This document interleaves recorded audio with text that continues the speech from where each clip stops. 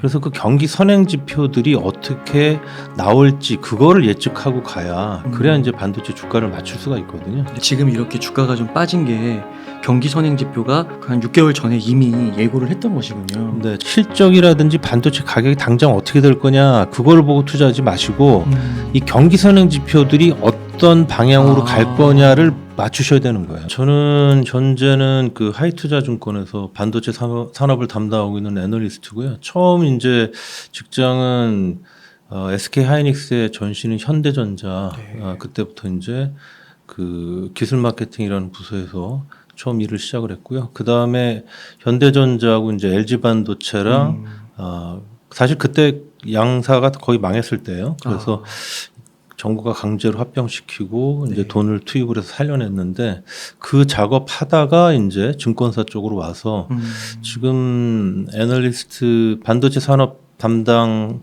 애널리스트로서는 한 20년 좀 넘게 네, 지금 일하고 있습니다. 그러면은 이 분야에서 거의 최고참이라고 할 수 있는 건가요? 저랑 비슷한 네. 그 경력을 가지신 분들이 이제 몇 분 계신데 네. 거의 저희들이 뭐 거의 최고참이라고 말씀드릴 수 있죠. 와, 그 반도체 산업만을 담당해 오신 거죠? 네, 그렇습니다. 그 책에 보니까 저자 소개란에 애널리스트는 무엇보다 주가를 맞추는 사람이다라는 좌우명을 갖고 계시고 그 주가 전망을 위해서는 특히 매크로 경기 지표에 집중한다고 되어 있더라고요.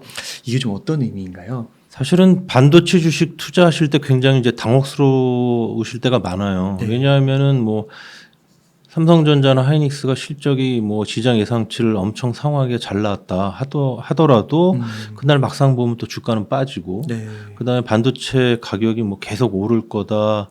그다음에 뭐 계속 성장할 거다. 슈퍼 사이클 이런 얘기 나오면 또 그때부터 주가 빠지고 이제 그러니까 사실은 저는 이제 증권사에서 일하는 애널리스트니까 당연히 이제 주식 투자하시는 분들한테 도움을 드리고자 제가 있는 것이고 당연히 그렇다고 하면은 뭐 업황이 지금 어떠냐 이런 거보다는 주가가 지금 앞으로 어떻게 될 거냐 이제 그런 거를 네. 전망을 말씀을 드려야지 그게 이제 제 직업 본분에 맞는 일인 거죠. 네. 그런데 잠깐 앞서서 말씀드린 것처럼 반도체 업황만을 보고 주식 투자를 하시면은 최근에 와서는 특히 거의 거꾸로 갔어요. 그러니까요. 네. 그런 그 상황에서 반도체 주가랑 동행하는 게 경기 선행 지표들이에요. 네. 그래서 그 경기 선행 지표들이 어떻게 나올지 그거를 예측하고 가야 그래야 이제 반도체 주가를 맞출 수가 있거든요. 네. 그러니까 참 산업은 좋은데 슈퍼사이클인데 왜 주가는 삼성전자 특히 왜 주식은 계속 떨어질까? 2021년부터 그래서 많이 힘들어하고 계신데 그러면 좀 그 뒷부분에서 좀 구체적인 부분을 여쭙기로 하고 좀 전체적인 시각에서요. 그 반도체 산업에 대해 좀 여쭙기 전에 요즘 혹시 전체적인 증시나 좀 분위기 이런 거에 대해 좀 여쭙고 싶습니다. 최근 상황은 환율이 네. 지금 뭐 1,430원 막 넘어가고 네. 막 이렇게 지금 오늘 또 이제 아침에 그 중국에서 자기네들 위안화 절하하고 뭐 이런 것 때문에 지금 같이 우리나라 그 원달러 환율도 지금 올라가고 이제 그런 상황이 발생을 하고 있어서 지금은 어떻게 보면은 약간 네. 어떤 그 산업적인 그런 그 리스크 뭐 이런 것보다도 약간 국가 리스크라든지 아니면은 어떤 그 시스템 리스크 이런 것들이 살짝 지금 부각되려고 하는 막 이런 지금 상황인 것 같습니다. 그래서 뭐 그렇게까지 지금 보이진 않지만은 옛날에 우리가 뭐 IMF도 겪었고 그 다음에 리만 사태도 겪었고 하는데 그렇게 갈 거로 지금 여전히 생각되진 않아요. 네. 그런데 저기 멀리 네. 그 귀퉁이를 돌았으면 네. 거기 혹시 뭐 IMF가 기다리지 않을까 뭐 요런 정도 살짝 지금 의구심이 드는 그 정도 상황인 것 같아요 현재. 그러면은 대표적으로 우리나라의 좀 대표적인 기업 삼성전자랑 SK 하이닉스의 자체적인 문제보다는 경기라든지 전체적인 세계 매크로 이슈 이런 게 더 크다고 보시는 거예요? 그런 것들이 사실 다 연결이 돼 있는 겁니다. 어떤 말씀이냐면은 경기 선행 지표들이 이제 작년 3월 네. 그때부터 본격적으로 이제 하락하기 시작을 했거든요. 네. 근데 이제 경기 선행 지표들이라는 거는 그 말 자체가 의미하는 게 경기를 선행해서 미리 알려준다는 얘기잖아요. 결국은 그게 이제 수요를 의미를 하는 거예요. 네. 그래서 경기 선행 지표가 나빠지면 그러면은 일정 시간이 보통 한 6개월, 9개월 정도인데 그 이후부터 예를 들면 경기에 민감한 산업들 네. 가장 대표적인 게 반도체 산업이죠. 그런 그 경기 민감 산업들이 이제 수요가 나빠지니까 둔화됩니다. 네. 이제 그렇게 경기 민감 산업들이 수요가 둔화되면 결국은 이제 가격이 빠지고 그다음에 업체들이 실적이 나빠지는 거죠.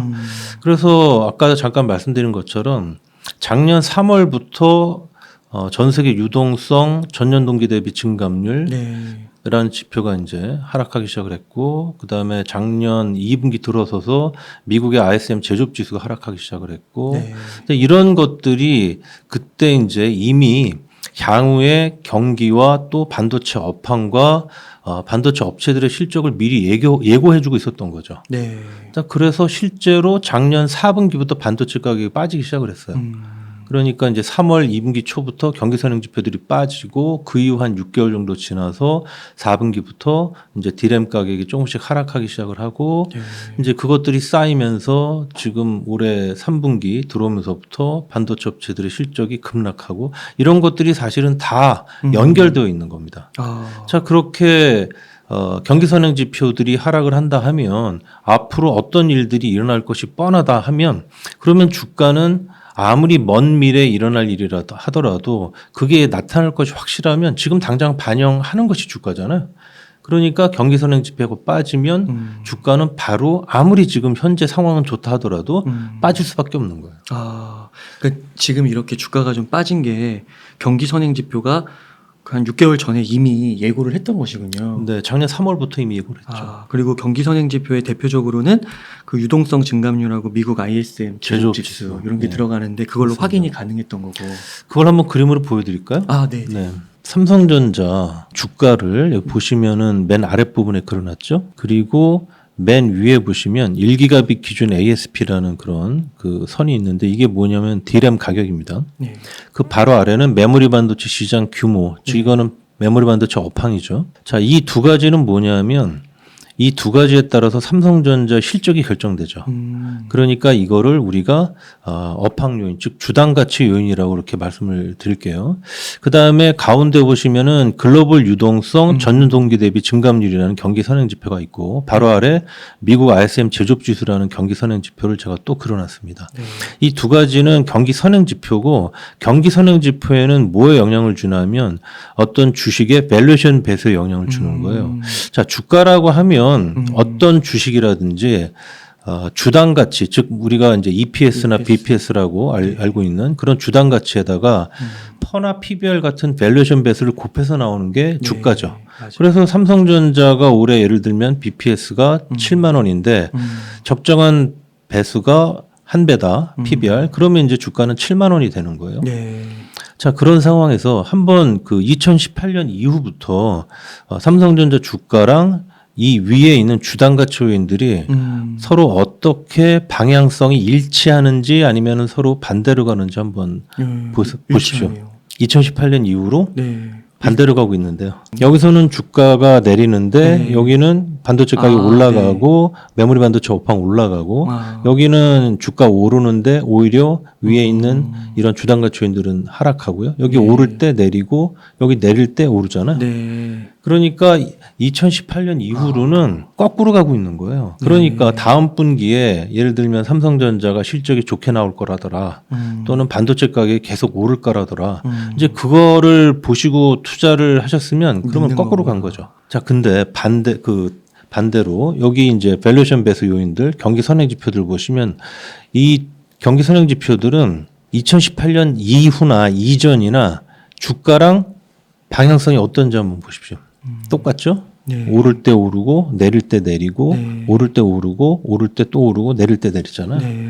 그러니까 삼성전자 주가를 맞추려고 하면은 실적이라든지 반도체 가격이 당장 어떻게 될 거냐 그걸 보고 투자하지 마시고 이 경기 선행 지표들이 어떤 방향으로 갈 거냐를 맞추셔야 되는 거예요. 유동성하고 제조업 지수를 봤으면 되는 거군요. 네, 그렇죠.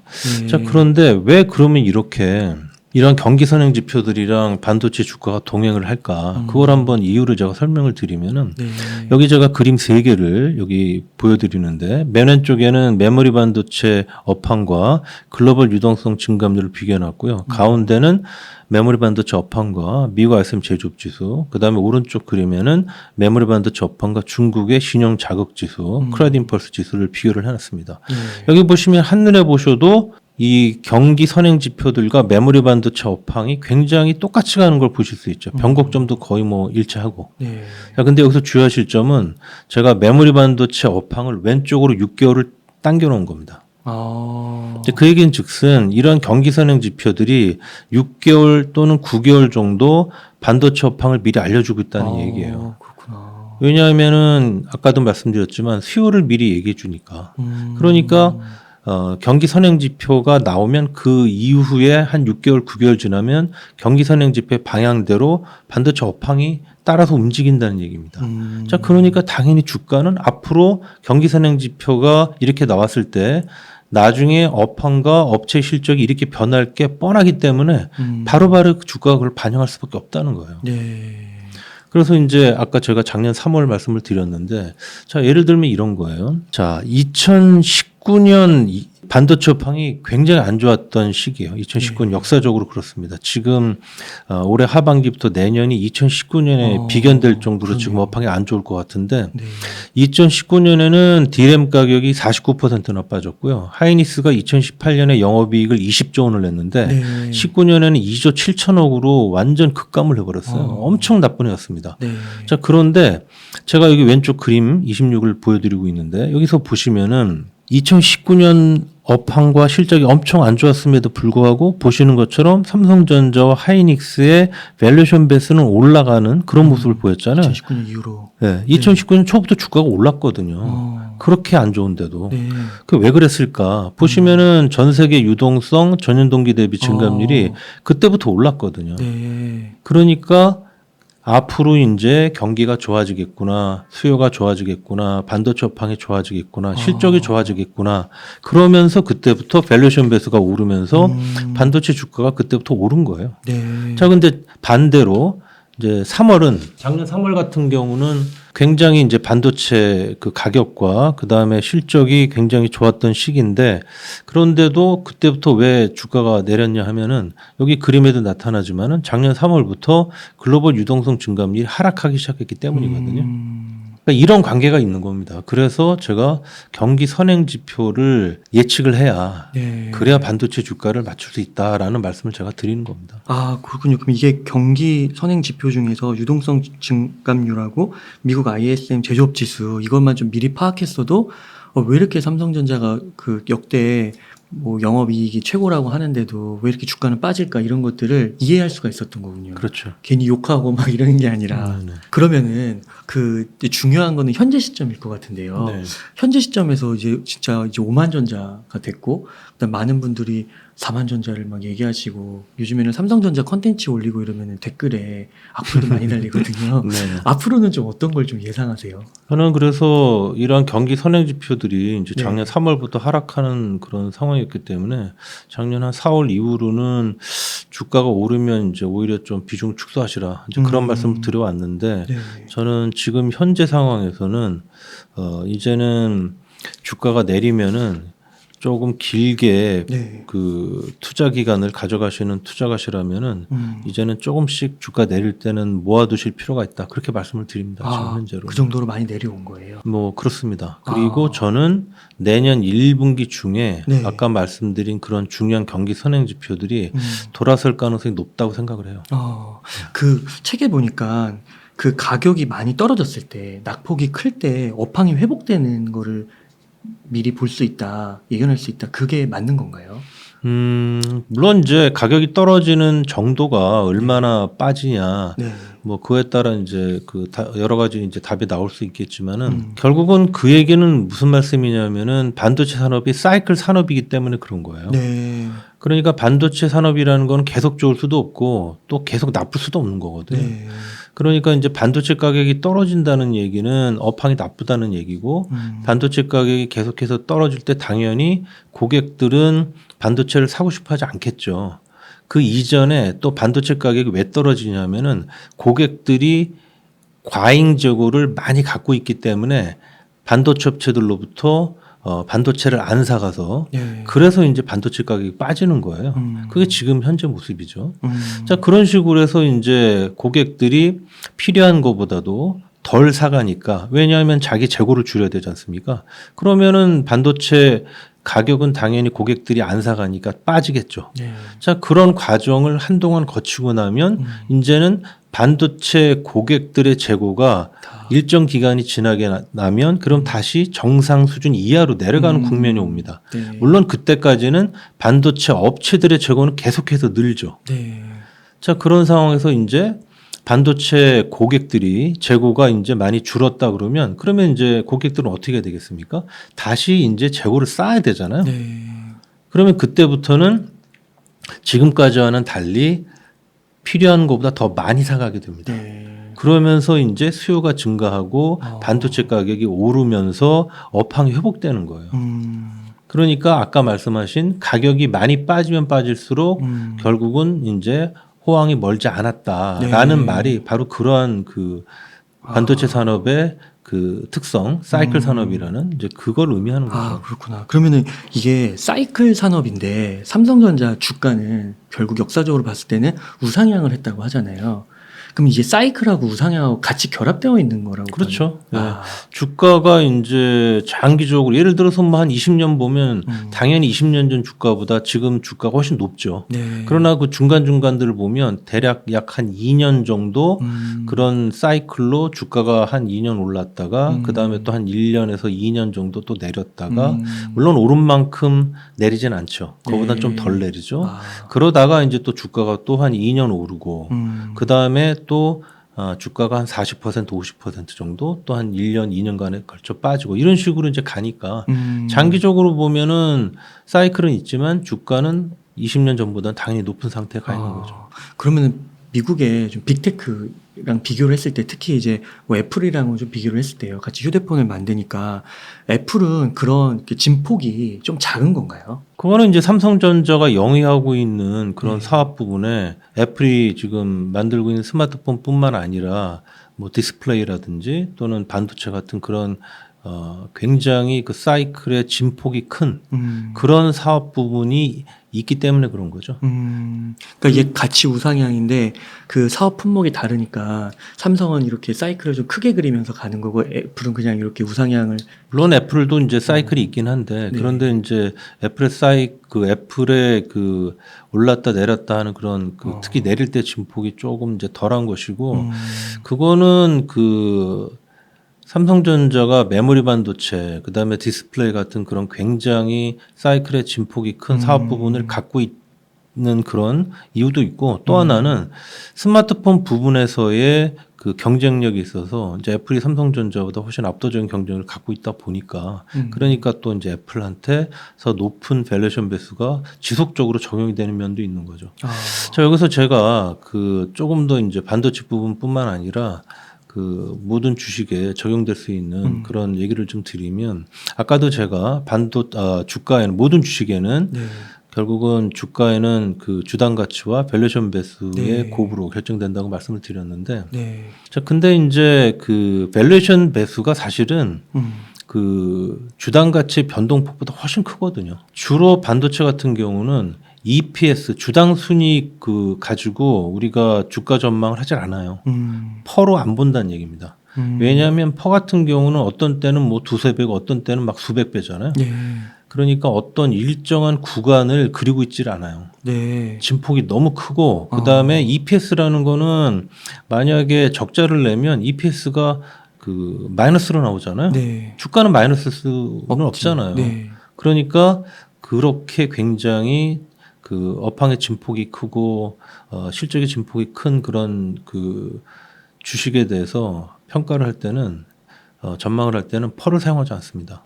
그러니까 주로 PBR, BPS를 사용해요. 자, 그런데 BPS라는 건요. 네. 실적이 적자만 안 나면 계속 늘어나게 되어 있습니다. 그러니까 올해 실적이 뭐 1조고 내년 실적이 1,000억이라 하더라도 올해 BPS보다 내년 BPS가 높아요. 천억이 약간이지만. 쌓이는 거죠. 그렇죠. 네. 네, 그렇습니다. 물론 뭐 2조 원의 영업이익으로 내년에 늘어버리면 BPS가 더 훨씬 많이 올라가긴 하죠. 자, 그런데 이 밸류에이션 배수라는 거는 예를 들면은 뭐 반도체 삼성전자 하이닉스 밸류에이션 배수는 보통 바닥이 뭐 0.9배, 1배에서 위로는 2배에서 2.2배 사이가 보통의 그 역사적인 그 구간이에요. 자, 그런데 지금 현재 삼성전자 하이닉스의 밸류에이션 배수가 지금 제가 볼 때는 하이닉스 같은 경우는 0.9배를 이미 뚫어서 내려와 있고 0.8배 뭐 이래요. 네. 자, 삼성전자는 지금 1.1배 정도인데 근데 이제 이게 나중에 밸류에이션 배수가 올라서 2배 또는 2.2배 이 정도 수준 가면 그것만 가지고 주가는 2배. 100%를 훨씬 넘게 오르게 되는 거잖아요. 네. 그러니까 밸류에이션 배수가 미치는 영향이 압도적으로 큰데 주가에. 근데 이제 밸류에이션 배수는 뭐에 영향을 받는 거냐? 세 가지 영향을 받습니다. 네. 첫 번째는 제가 아까 말씀드린 경기에 영향을 받아요. 경기 전망에. 두 번째는 그 회사가 지금 그 속해 있는 그 산업군의 성장성에 영향을 받습니다. 미래 성장성. 그리고 세 번째는 그 회사의 경쟁력에 영향을 받아요. 네. 자, 그래서 삼성전자 여기를 한번 얘기를 들어볼게요. 자, 그러면 지금은 아까도 말씀드렸지만 경기 선행 지표들이 빠지고 그다음에 앞으로 경기가 나빠질 것 같으니까 이미 뭐 나빠지고 있죠. 그러니까 지금 굉장히 낮은 밸류에이션 배수가 적용되고 있는 거예요. 네. 자, 두 번째로 산업군으로 보면 아까 이거는 제가 애플하고 비교할 때 잠깐 말씀드렸지만 조금 더 크게 그 차이를 설명을 드리면은 예를 들면은 TSMC 네. 하고 삼성전자가 간에는 거의 2배의 밸류에이션 배수 차이가 있어요. 아, 그래요. 그거는 TSMC는 파운드리라는 상대적으로 크게 업황의 변동도 없고 꾸준하게 성장하는 산업군에 있기 때문에 메모리 반도체, 디스플레이 같은 이렇게 굉장히 크게 사이클을 보이는 그런 산업군에 속해 있는 삼성전자보다도 기본적으로 높은 네. 배수를 받는 거예요. 아. 세 번째로는 역시 TSMC랑 비교해 보면 같은 파운드리 부분을 TSMC랑 삼성전자가 지금 속해서 서로 경쟁하고 있지만 현재 경쟁력이 네. TSMC가 삼성전자보다 압도적으로 강하기 때문에 또 높은 배수를 받는 거예요. 네. 그러니까 이러한 그 세 가지 요인에 따라서 밸류에이션 배수가 바뀌는데 그런데 그 중에서 반도체 주가에 가장 큰 영향을 미치는 요인은 뭐냐면 경기입니다. 그래서 지금은 경기 선행 지표가 무너지고 경기가 지금 무너지고 있고 하다 보니까 네. 굉장히 낮은 배수가 적용이 되면서 삼성전자 주가가 작년 3월 이후로 그렇게 실적이 당장 좋지만 계속해서 지금 주가 하락하고 있는 거예요. 아까 그 위원님께서 내년 3월이면 좀 괜찮다고 하셨잖아요. 그럼 3월에는 이 경기 전망이 좀 밝아진다라는 건가요? 그러니까 제가 지금 딱 뭐 내년 2월이 될지 3월이 될지 뭐 1월이 될지 그렇게 정확하게 무슨 달이다라고 좀 말씀드리기는 어렵지만 네. 1분기 중에는 저는 돌아설 거라고 봐요. 아. 네, 그 이유를 제가 한번 설명을 드릴게요. 네. 자, 이제 그 아까도 보여드렸던 그 글로벌 유동성 전년동기 대비 증감률 뭐 이게 거의 최근 주가를 좌우했잖아요. 그래서 얘가 언제 돌아서냐에 따라서 결국은 반도체 주가도 돌아서는 시기가 일치할 가능성이 매우 높죠. 네. 자, 그럼 앞으로 글로벌 유동성 증감률이 어떻게 될 건지를 한번 예측을 해보자는 말씀이에요. 물론 지금 보시는 것처럼 글로벌 유동성 증감률은 어마어마한 하락세에 있죠. 자, 근데 글로벌 유동성이라고 하면 자, 그 안에서 가장 높은 비중을 차지하는 나라가 어딜까요? 당연히 미국이랑 중국이겠죠. 네. 그런데 굉장히 놀라운 사실이지만 중국의 유동성이 미국의 유동성보다 M2 기준으로는 1.5배 정도 더 큽니다. 그러면 그것도 좀 이상한 게 중국은 올해 상반기에 돈을 엄청 풀었거든요. 네. 그런데 왜 글로벌 유동성은 계속해서 하락했느냐. 자, 그건 왜 그러냐면 자, 미국에서 금리 인상을 하면 중국을 제외한 세상의 모든 나라들이 다 미국을 따라서 금리를 인상해야 되기 때문이에요. 네. 그러니까 중국에서는 유동성이 늘었지만 그 외 모든 전 세계에서는 유동성이 축소된 겁니다. 그러니까 이제 유동성 YY 증감률이 계속 내렸는데 자, 그 얘기를 돌려 얘기하면 뭐예요? 미국에서 금리 인상을 멈추면 네. 그러면은 중국에서는 계속해서 유동성을 늘리고 있으니까 결국은 유동성이 다시 상승 반전할 가능성이 높다는 얘기잖아요. 자, 그리고 우리는 여기서 유동성을 얘기하고 있는 게 아니라 유동성 전년동기 대비 증감률을 얘기하고 있는 거죠. 내년 지금 1분기 중에 가면 지금 얼마 전에 나온 점도표에 따르면 페드에서는 올해 연말에 4.2에서 4.4% 정도까지 정책 금리를 올리고 내년 연말에 4.6% 정도를 보고 있는데 그 얘긴즉슨 올해 연말 4.2, 4.4%까지 가면 내년 1분기 중에 한 번 정도 뭐 한 0.25% 정도 올리면 그러면 이제 금리 인상이 멈출 거란 얘기잖아요. 자, 그렇게 되면은 어떤 일이 벌어지냐면은 다른 나라들도 다 금리 인상을 멈추게 되고 또 미국보다도 그 외 국가들의 경기가 훨씬 나쁠 거기 때문에 많은 나라들이 금리 인하에 바로 들어가야 될 가능성이 높아요. 자, 그러니까 미국에서는 금리가 4.6% 선에서 가는데 나머지 나라들은 금리 인하하고 유동성을 다시 늘리니 전 세계 유동성은 그때부터는 올라가겠죠. 거기다가 만약에 미국에서 지금은 물론 뭐 페드에서는 내년에는 금리 인하가 없다 그렇게 얘기를 하고 있지만 만약에 내년에 미국이 또 경기가 생각한 것보다 더 안 좋다 그러면 빨리 과거에 보면 미국이 금리 인상을 멈춘 다음에 다시 금리 인하까지 들어가는 그 기간이 평균 6개월이었거든요. 그러면 1분기 중에 금리 인상 멈추고 한 3분기 중에 금리 인하 들어갈 수도 있잖아요. 그렇게 되면 어떤 일이 벌어지냐면 유동성 증감률이 굉장히 빨리 올라가게 되죠. 그러면 이제 주가 상승이 빠른 것이고 근데 만약에 지금 현재 얘기한 것처럼 금리 인상을 인하를 안 해준다 그러면 글로벌 유동성 증감률의 상승 속도가 좀 느리겠죠. 느리겠지만 늘어나는 거군요. 늘어나긴 늘어나는 거죠. 다만 주가 상승 속도는 미국에서 금리 인하를 해줄 때보다는 조금 느리고. 조금 천천히 가겠죠. 그런 그 상황인 거예요. 그래서 저는 내년에 미국에서 금리 인하를 하면 그러면은 이제 1분기 중부터는 이러한 경기 선행 지표가 돌았을 거다라고 보는 것이고 또 하나 아까 이제 미국 ISM 제조업 지수 보여드렸습니다만 이 미국 ISM 제조업 지수도 미국 정책 금리와 굉장히 깊은 관계가 있어요. 여기 이제 제가 왼쪽 그림을 보여드리고 있는데 여기서 보시면 일단 양 지표 간에 굉장히 비슷한 그런 모습이 나타나고 있죠. 그런데 여기서 미국 정책 금리를 제가 축을 뒤집어 놓은 겁니다. 여기 오른쪽에 보시면은 거꾸로 돼 있잖아요. 결국 이 얘기는 뭐냐면 미국 정책 금리랑 ISM 제조업 지수는 서로 반비례한다는 얘기죠. 자, 그러니까 미국이 내년 1분기 중에 금리 인상을 멈춘다는 얘기는 뭐예요?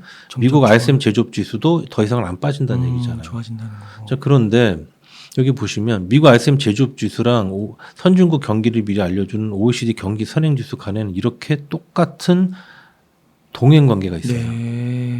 자, 그런데 좋아지네요. 우리나라 업체들, 반도체 회사들이 뭐 중국에다 제일 많이 팔지만 미국, 유럽, 일본에다도 팔잖아요. 그리고 중국의 반도체를 팔면 그게 다 중국에 소비되는 게 아니라 중국에서 IT 세트 제품 만들어서 그 외에 미국, 유럽, 일본에 또 나가지 않습니까?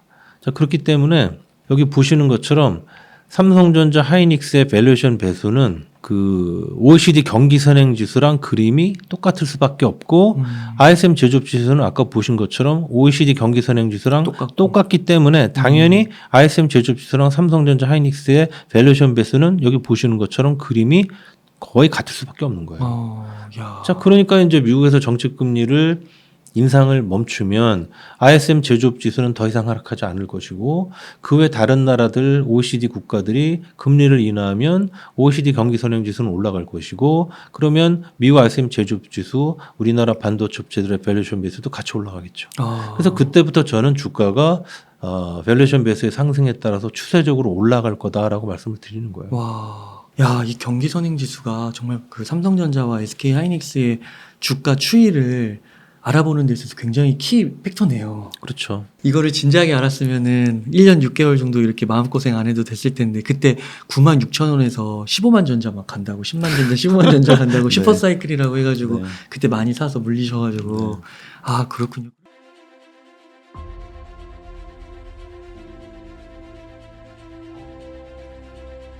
지금 모든 경제 변수에서 주가가 가소평가되어 있거든요. 이런 시기에는 주식을 떠나는 게 아니라 오히려 더 적극적으로 참여하면서 부를 늘릴 기회를 찾아야 된다는 것입니다.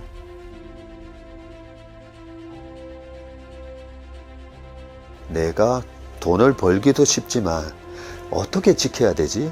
근데 안타깝게도 이 자본주의의 룰을 이해하는 사람이 거의 없습니다. 이 자본주의의 성장을 이끌어나가는 기업에 우리가 투자를 했을 때 우리의 노후도 보장이 되는 그런 경제적 자유를 만들어낼 수 있는 거거든요. 우리가 좀 힘들긴 하지만 열심히 공부하면 충분히 배울 수가 있습니다.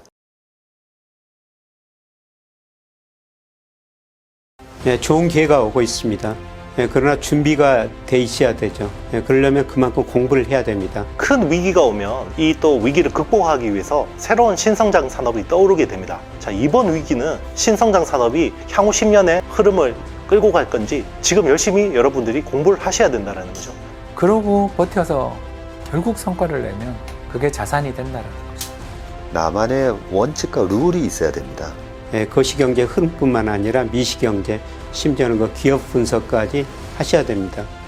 각 분야별로 최고의 전문가분들이 최고의 지식을 함께 공유하고 자본주의, 내가 사는 세상에 대해서 눈이 트이게 되고요. 그 눈이 트이게 되면은 그 지금 상상도 할 수 없는 그런 많은 수법과 기법들이 보이실 겁니다. 충분히 이런 시기를 공부하고 대비하면은 여러분들이 다가오는 위기 시대에 큰 부를 축적할 수 있는 기회가 될 것입니다. 투자에는 왕도가 없습니다. 하지만 분명히 정도는 있습니다. 여러분 포리버티에서 같이 공부하고 같이 나누면서 함께 공부하고 또 함께 나누는 투자의 정도를 함께 걸어가시길 바라겠습니다.